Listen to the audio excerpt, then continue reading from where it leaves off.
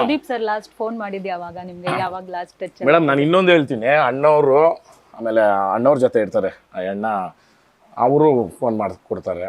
ಆಮೇಲೆ ಫ್ರೀ ಇದ್ದಾಗ ಬನ್ರಿ ಅಂತಾರೆ ಮೇಡಮ್. ಇಷ್ಟ ಆತ್ಮೀಯವಾಗಿ ನಾವಿದ್ದೀರಿ ಮೇಡಮ್ ಅಣ್ಣವರು.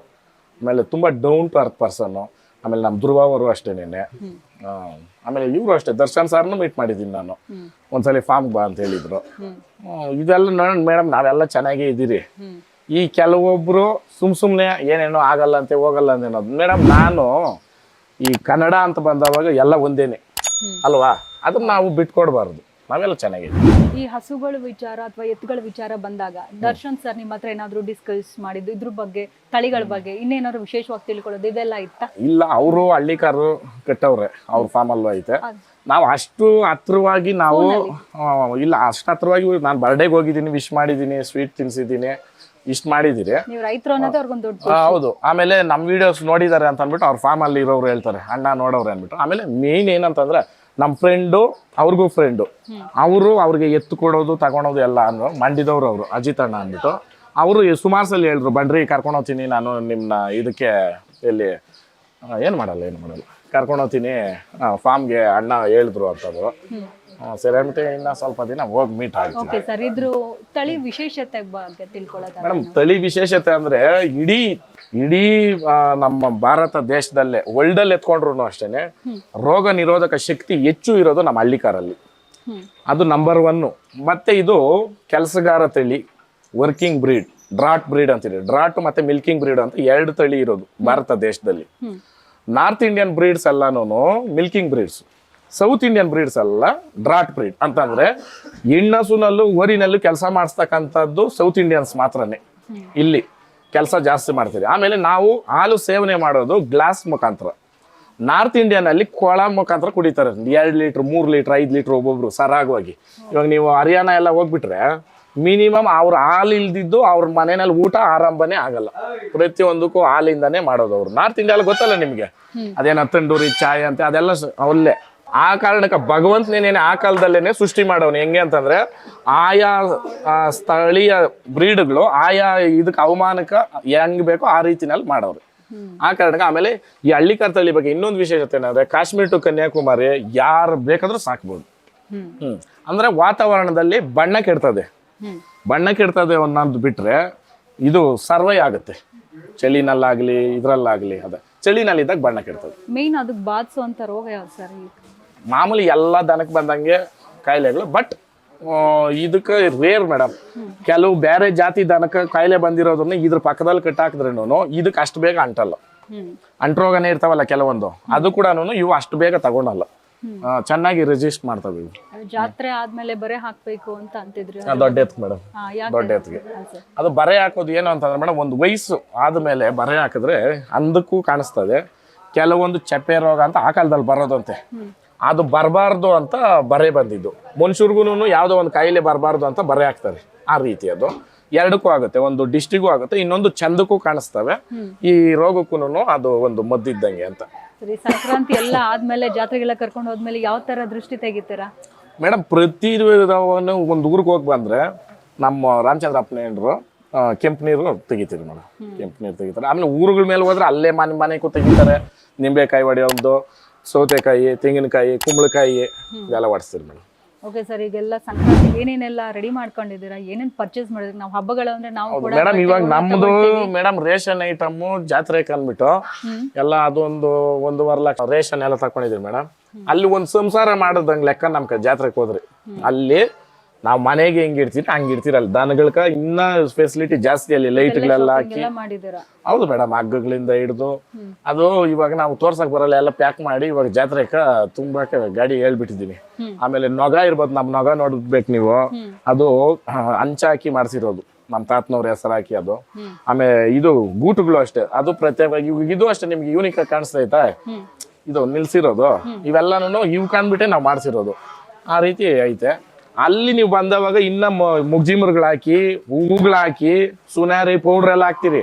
ಅಲ್ಲಿ ನೋಡ್ಬೇಕು ನೀವು ನಿಜವಾದ ಏನು ಓರಿಯ ಮೆರವಣಿಗೆ, ಓರಿಯ ಶೋಕಿ ಏನು ಅಂತಂದ್ರೆ ಅಲ್ಲಿ ಗೊತ್ತಾಗುತ್ತೆ ನಿಮ್ಗೆ. ಚಿಕ್ಕದ್ರಿಂದ ಸಂಕ್ರಾಂತಿ ಹಬ್ಬ ಅಂದ್ರೆ ಅಷ್ಟು ಇಷ್ಟನ, ವಿಶೇಷ? ಹೌದೌದು ಮೇಡಮ್. ಇವಾಗ ಒಂದ್ 5-6 ವರ್ಷ ನಿಂಕ ನಮ್ದು ಒಂದೇ ಅಲ್ದಿರ ಬೇರೆ ಊರುಗಳಿಗೆ ಹೋಗಿ ಒಂದು 10-15 ಊರಾಗ ಮಾಡ್ಕೊಟ್ಬಿಟ್ಟು ಬರ್ತೀನಿ. ಇವಾಗ ಕೆಲವರು ಎತ್ತಿರಲ್ಲ ಪುಣ್ಯಾತ್ಮರು, ನಿಜವಾಗ್ಲೂ ಅಂಥವ್ರನ್ನ ನಾನು ಶಬಾಷ್ ಅಂತೀನಿ. ಯಾಕಂತಂದ್ರೆ ನಮ್ಮಂಥವ್ರನ್ನ ಕರೆಸಿ ಮಾಡಿಸ್ತಾರಲ್ಲ ಕಾರ್ಯಕ್ರಮ, ಅದಕ್ಕೆ ನಾನು ಸಪೋರ್ಟ್ ಮಾಡ್ತೀನಿ ಮೇಡಮ್. ಆಮೇಲೆ ಇವತ್ತವರೆಗೂ ನಾನು ಯಾರೇ ಎತ್ಕಟ್ಟಿರೋರು ಇರ್ಬೋದು, ನಾನು ಯಾರನ್ನೂ ತೆಗೆಳ್ಕೊಂಡು ಬಂದಿಲ್ಲ. ಜೊತೆಗೆ ಹಾಕ್ಕೊಂಡು ಅವರು ನಮ್ಮ ಅಣ್ಣ ತಮ್ಮದ್ರು ಅಂತ ನಾನು ಬಂದೆ, ಬಟ್ ಅವರು ಅದನ್ನು ಉಳಿಸ್ಕೊಂಡಿಲ್ಲ. ಅವ್ರಿಗೆ ತಕ್ಕಾದಂಗೆ ನಾನು ನನ್ನ ಬಳಸ್ಕೊಳ್ತಾ ಇದ್ರು. ಕೆಲವೊಬ್ಬರನ್ನೆಲ್ಲ ನಾನು ದೂರ ಇಕ್ಬಿಟ್ಟೆ ಮೇಡಮ್. ಯಾಕಂದ್ರೆ ಮನಸ್ಸು ಮೇಡಮ್, ಬಾಯಲ್ಲಿ ಬರೋ ಮಾತು, ನಡ್ಕೊಂಡು ನಡವಳಿಕೆ ಒಂದೇ ಇರಬೇಕು. ಮುಂದೆ ಅಣ್ಣ ಅನ್ನೋದು, ಹಿಂದೆ ತಮ್ಮ ಅನ್ನೋದು. ಅಂದರೆ ಅರ್ಥ ಮಾಡ್ಕೊಳ್ರಿ ಅದು ಏನು ಯಾವ ರೀತಿ ಅಂತ ಅಂದ್ಬಿಟ್ಟು. ಆ ರೀತಿ ಅಂದ್ಬಿಟ್ಟು ನೋಡಿ ನಾನು ಒಂದಷ್ಟು ಜನ ನಾನು ಇಗ್ನೋರ್ ಮಾಡಿಬಿಟ್ಟಿದ್ದೀನಿ. ನಿಮ್ಮ ಊರಿನ ಜನರ ಸಪೋರ್ಟ್ ಮೇಡಮ್ ಅದ್ರ ಬಗ್ಗೆ ಎರಡು ಮಾತಿಲ್ಲ. ಇವತ್ತು ನಮ್ಮ ಊರಲ್ಲಿ ನಾನು ಹೆಂಗ ಮನೆ ಮಗನ ಥರ ನೋಡ್ತಾರೆ ಎಲ್ರು. ಯಪ್ಪ ನಮ್ಮ ಊರ ಹೆಸರು ನೀನು ಎಲ್ಲಿ ತಗೊಂಡೋಗ್ಬಿಟ್ಟಪ್ಪ ಅಂತಾರೆ. ಒಂದು ಅಂಗಡಿಗೆ ನೀವು ಬೇಕಾದ್ರೆ ಸೋಷಿಯಲ್ ಎಕ್ಸ್ಪೆರಿಮೆಂಟ್ ಮಾಡ್ರಿ. ಸುಮ್ಮನೆ ನೀವು ಒಂದು ವಿಡಿಯೋ ಎತ್ಕೊಂಡು ಊರಲ್ಲಿ ಎಲ್ಲಿ ಬೇಕಾದ್ರೂ ಹೋಗಿ ಕೇಳ್ರಿ, ಅಂಗಡಿಗಳವ್ರನ್ನ ಕೇಳ್ರಿ, ಆಟೋಗಳವ್ರನ್ನ ಕೇಳ್ರಿ, ಮನೆ ಅಂತ ಅದಕ್ಕೆ ತಂದು ಬಿಟ್ಬಿಡ್ತಾರೆ ಫ್ರೀ. ಕಾಸೇನು ತಗೊಳಲ್ಲ ಮೇಡಮ್. ಇವಾಗ ಊರಲ್ಲಿ ಯಾರನ್ನ ಇಳಿತಾರಲ್ಲ, ಎಲ್ಲಿ ಅಂತಾರೆ ಅಣ್ಣ ಹಿಂಗೆ ಹೊರತುರ್ಸೋದು, ಬಾಣ ಕರ್ಕೊಂಡು ಹೋಗ್ತೀನಿ, 2 ವೀಲರ್ಗಳ ಕರ್ಕೊಂಡ್ಬಂದ್ಬಿಡ್ತಾರೆ. ಅಷ್ಟು ಗಳಿಸಿದೀನಿ ಮೇಡಮ್. ಹೌದು. ಆಮೇಲೆ ಇವತ್ತವರೆಗೂ ಮೇಡಮ್ ನಮ್ಮೂರಲ್ಲಿ ಒಂದು ಗಲಾಟೆಗೆ ಹೋದವನಲ್ಲ ನಾನು. ಜಗಳಗಳ ಆಗ್ಲಿ ಇಲ್ಲ ಇನ್ನೊಬ್ರು. ಇವತ್ತು ಎಲ್ಲಾ ಸಮುದಾಯದವರು ಇದೀರಿ ಹೊರ್ತೂರಲ್ಲಿ. ನಾವೆಲ್ಲರೂ ಅಣ್ಣ ತಮ್ಮಂದ್ರ ತರಾನೇ ಇರೋದು.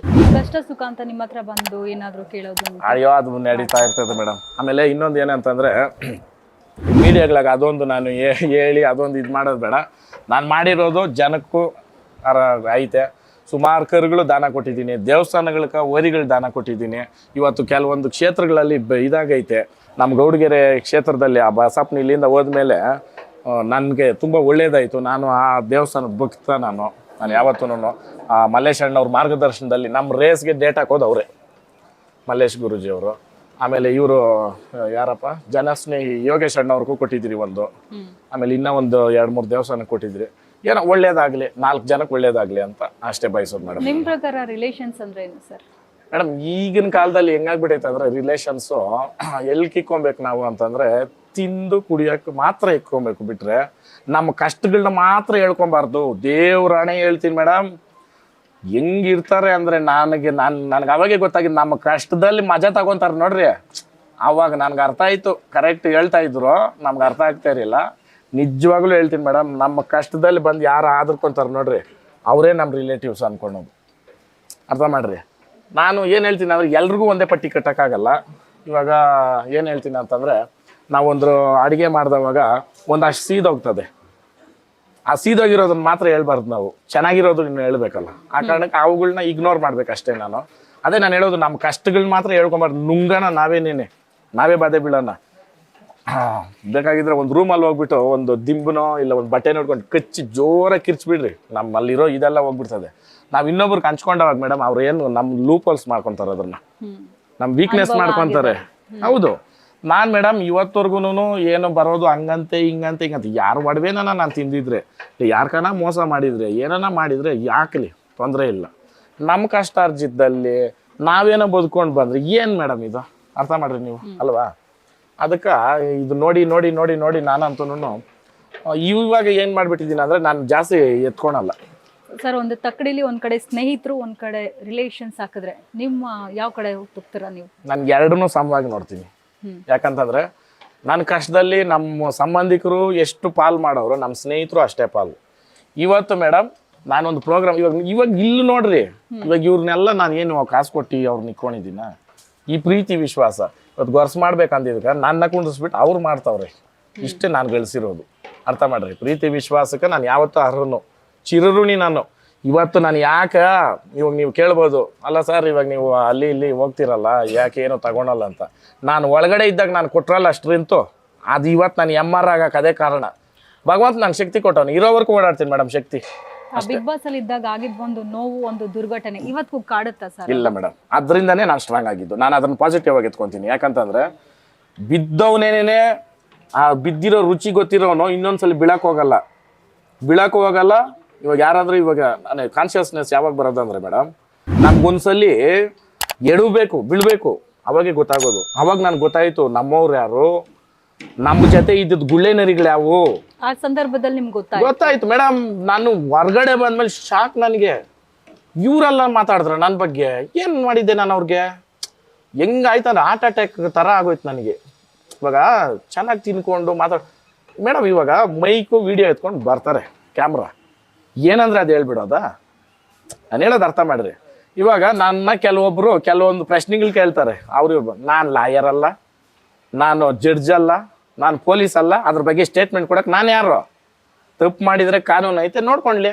ನಾವು ಅದ್ರ ಬಗ್ಗೆ ಮಾತಾಡಕ್ಕೆ ನಾವು ಅಷ್ಟು ಇವ್ರಲ್ಲ ಮೇಡಮ್. ನಾವ್ಯಾಕೆ ಮಾತಾಡ್ಬೇಕು? ಇನ್ನೊಬ್ರು ಕಷ್ಟ ನಾವ್ಯಾಕೆ ಮಾತಾಡ್ಬೇಕು? ಅರ್ಥ ಮಾಡ್ರಿ. ನಮ್ಗೆ ಅದು ಅರ್ಹತೆ ಐತಾ ಮಾತಾಡಕ? ನಾವು ಇದ್ರ ಆ ಸ್ಪಾಟಲ್ಲಿ ಯಾಕೆ ಮಾತಾಡ್ಬೇಕು ನಾವು ಅಲ್ವಾ? ಅದು ಬಿಟ್ಬಿಟ್ಟು ನಾನು ಅಲ್ಲಿ ನನ್ನ ಬಾಧೆ ಬಿದ್ಕೊಂಡಿದ್ರೆ ಇಲ್ಲಿ ಇವರು ಸ್ಟೇಟ್ಮೆಂಟ್ಗಳು ಕೊಟ್ಟರು, ಒಳ್ಳೇದು. ನಾನು ಅವ್ರಿಗೆಲ್ಲ ಒಂದೇ ಹೇಳೋದು, ಮೇಲೆ ಒಬ್ನವನೇ. ನೀವು ಹೇಳ್ರಲ್ಲ ತಕಡಿ ಭಗವಂತನ ಕೈಯಾಗೈತೆ, ನೀನು ಮಾಡಿದ್ದು ಆಗ್ತಾ ಇರ್ತಾನೆ ಹಿಂಗೆ ತುಂಬಿದ ಡಮಾರು, ಅಷ್ಟೇ ನಾನು ಹೇಳೋದು.